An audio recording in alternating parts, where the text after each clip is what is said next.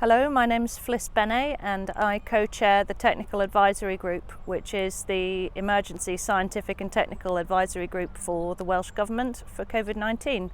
I attend SAGE as a full member and we are SAGE for Wales really.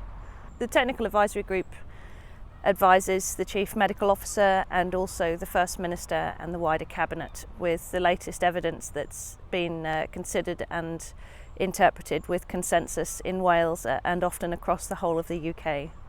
We're very fortunate that the Cabinet and the First Minister listen very carefully to all of the evidence we have and are accepting when the evidence changes. Having run the modelling and considering the transmission levels, we're happy to say that you could probably segment classes, certainly in primary school, down to a whole class year. The likelihood is that you could do that with class years all the way up to the end of secondary school, to 16 to 18. You will need to consider for those older children whether they've got a weekend job, whether they're doing work placements or anything that's going to bring them into an adult environment where there could be infection. We've worked out that in order to stay safe, older children probably 14 and up who are slightly more likely to get the disease, probably need to cut their contacts by about half.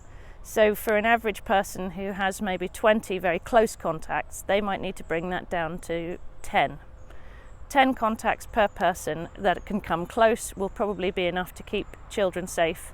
Teachers will need to consider as well how they're interacting with classes. And obviously if a teacher is vulnerable particularly to COVID-19, then they might have to consider how they're going to make sure that they segment with not too many different groups of children at the same time.